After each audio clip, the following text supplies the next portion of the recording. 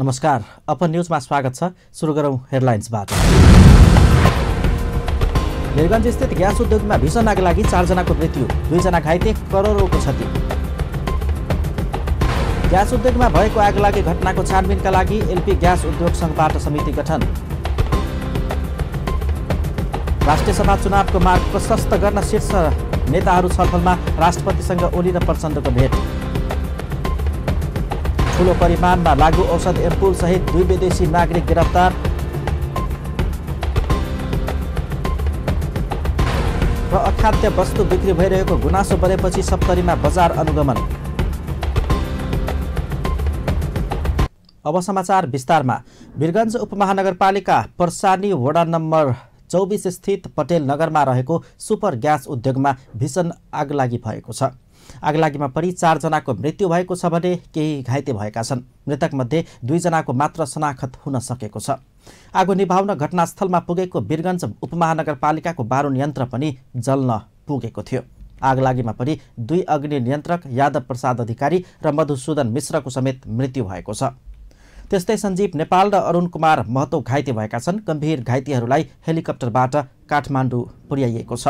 बिहान 7 बजेदेखि सुरु भएको आगलागी दिउँसो मात्र नियन्त्रणमा आएको थियो।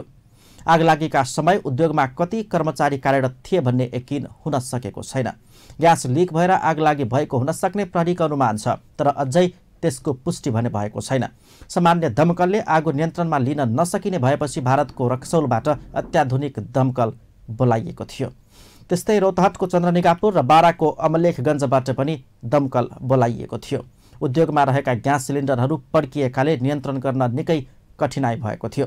अग्नि नियन्त्रकहरू समेत आगलागी भएको स्थानभन्दा 200-300 मिटरको दूरीमा राखिएको थियो। नेपाल प्रहरी, सशस्त्र प्रहरी र नेपाली सेनामा पनि आगलागी नियन्त्रणमा खटिएका थिए। उद्योग वरपर 3 किलोमिटरसम्म बस्ती खाली गराइएको थियो। स्थानीय बस्ती नै छोडेर सुरक्षित स्थानमा भागेका थिए। एलपी ग्यास उद्योग संघले वीरगञ्ज स्थित सुपर ग्यास उद्योगमा भएको आगलागीको छानबिन गर्न संघका निवर्तमान अध्यक्ष शिवप्रसाद घिमिरेको संयोजकत्वमा 5 सदस्यीय समिति गठन गरेको छ। ग्यास उद्योगमा आगलागी भएपछि बुधबार काठमाडौँमा बसेको संघको आकस्मिक बैठकले घटनाबारे सत्य तथ्य छानबिन गर्न 5 सदस्यीय छानबिन समिति गठन गरेको छ। समितिलाई 5 दिनभित्र घटनाबारे सत्य तथ्य विवरण सहितको प्रतिवेदन बुझाउने कार्यादेश दिएको संघका अध्यक्ष गोकुल भण्डारीले जानकारी दिएका छन्। संघले बुधबार मध्याह्नसम्म ग्यास उद्योगमा लागेको आगो नियन्त्रणमा आएको पनि जनाएको छ। ग्यासको बुलेट अनलोड गर्ने क्रममा आगलागी भएको हुन सक्ने संघको प्रारम्भिक अनुमान छ। बुधबार बिहान वीरगञ्जको पटेल नगरमा रहेको सो ग्यास उद्योगको आगलागी नियन्त्रण गर्न गएको दमकल समेत जलेर नष्ट भएको छ।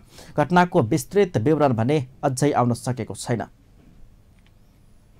राष्ट्रपति विद्या भण्डारीले राष्ट्रिय सभाको निर्वाचन सम्बन्धी अध्यादेशमा सहमति जुटाउन एमाले अध्यक्ष केपी शर्मा ओली र माओवादी केन्द्रका अध्यक्ष पुष्पकमल दाहालसँग आग्रह गरेकी छन्।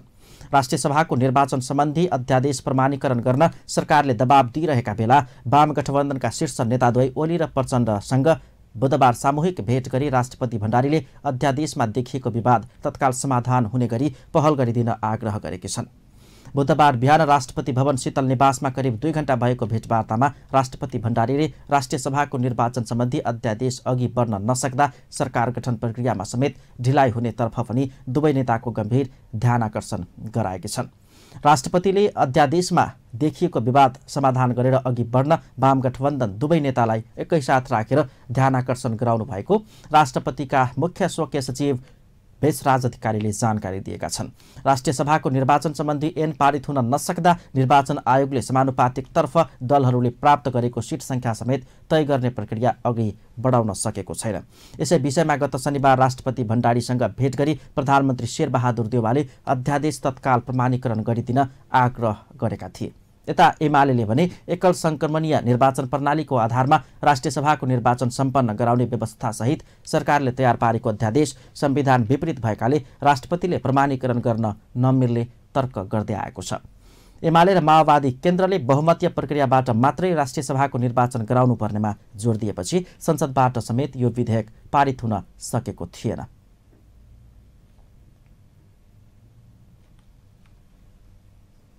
सर्वोच्च अदालतले कैलालीको टिकापुरमा हत्याका आरोपी तथा कैलाली 1बाट प्रतिनिधि सभाका सदस्य रेशम चौधरीको कर्तव्य ज्यान लगायतको अभियोगको कागजको प्रमाणित प्रतिलिपि मगाउने आदेश गरेको छ। प्रधान न्यायाधीश गोपाल पराजुलीको एकल इजलासले कर्तव्य ज्यान, लुटपाट लगायतको अभियोग पत्रको कागजको प्रमाणित प्रतिलिपि झिकाउने आदेश गरेको हो। फरार अवस्थामा रहेका चौधरीले प्रतिनिधि सभा सदस्यमा विशाल मतान्तरले जितेपछि वारिस मार्फत प्रमाणपत्र पाउनुपर्ने माग गर्दै सर्वोच्चमा दर्ता गर्न अस्वीकार गरेको रिट निवेदन विरुद्ध इजलासमा पेश भएको निवेदनमा सर्वोच्चले अभियोगका प्रमाणित प्रतिलिपि मगाउने आदेश गरेको हो। कैलालीको टिकापुरमा 8 जनाको ज्यान जाने गरी भएको घटनाका मुख्य अभियुक्त भनी पक्राउ पूर्जी जारी भई फरार रहेकै अवस्थामा प्रतिनिधि सभा सदस्यमा विजय भएपछि चौधरीले वारिस मार्फत विजयको प्रमाणपत्र लिन नपाएपछि सर्वोच्चमा रिट निवेदन दर्ता गर्न खोज्दा सर्वोच्च प्रशासनले दर्ता गर्न अस्वीकार गरेको थियो।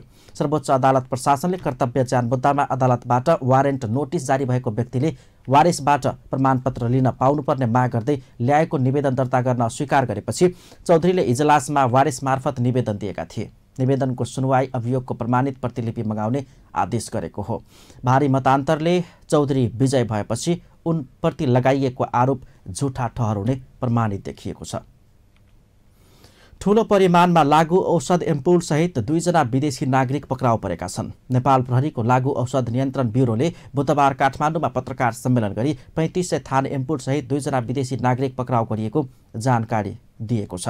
पत्रकार सम्मेलनमा बोल्दै ब्युरोका प्रमुख प्रहरी नायब महानिरीक्षक ठुले राईले एम्पुल सहितको लागू औषध लुकाई छिपाई राखिएको अवस्थामा काठमाडौँको कलङ्कीबाट सोमबार भारत रक्सौलका रमेश कुमारलाई पक्राउ गरिएको जानकारी दिएका छन्। त्यस्तै गत मङ्सिर 29 गते 1 किलो करिब 500 ग्राम चरेस सहित रसियन नागरिक भिक्टोर छिगानोभलाई पनि पक्राउ गरिएको जानकारी गराइएको छ। सिराहाको कर्जन्हा नगरपालिकामा सुरुङ खनेर लाखौंको धनमाल चोरी गरिएको छ।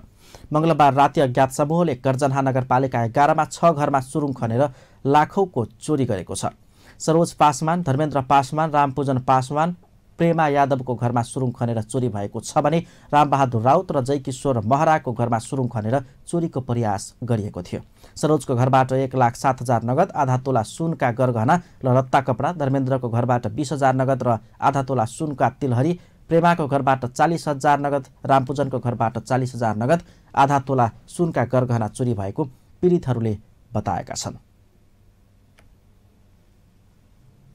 सप्तरी जिल्ला प्रशासन कार्यालयले बजार अनुगमन तीव्र पारेको छ। बजारमा म्याद गुज्रेका अखाद्य सडे गलेका वस्तु, खसीको भनेर बाख्राको मासु बिक्री तथा नाप्तोलमा इँटा ढुङ्गाको प्रयोग बढेको गुनासो बढेपछि प्रशासकीय अधिकृत जनक कोइरालाको नेतृत्व टोलीले बुधबार राजविराज नगरपालिका क्षेत्रभित्र अनुगमन गरेको छ। त्यसक्रममा अधिकांश मासु पसलमा खसीको ठाउँमा बाख्राको र बासी मासु बिक्री भइरहेको पाइएको थियो। त्यस्तै अनुगमन गरिएका 8 मासु पसलमध्ये 6 वटा प्रक्रिया पूरा नगरी सञ्चालनमा रहेको समेत पाइएको छ। नेपालमा अझै पनि 28.5% बहुआयामिक रूपबाट गरिब रहेको तथ्याङ्क सार्वजनिक गरिएको छ।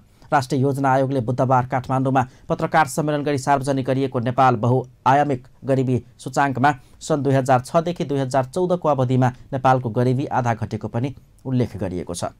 सबै प्रदेशहरूमा आधारित रहेर पहिलो पटक तयार पारिएको सूचाङ्कमा प्रदेश नम्बर 6 र 2 मा बहुआयामिक गरिबीको दर उच्च रहेको पनि स्पष्ट पारिएको छ।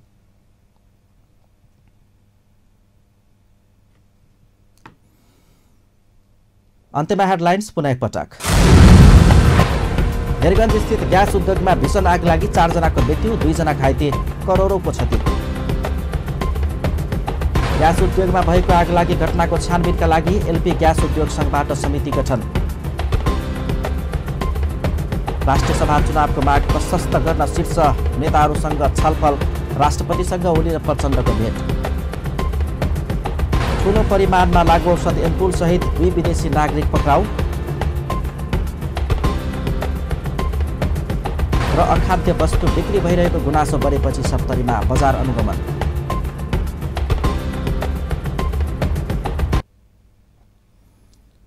हवस् त अपन न्युज अहिलेलाई यति नै। पल पल खबर, तेज नजर, अपन टिभी हेर्दै रहनुहोला। नमस्कार।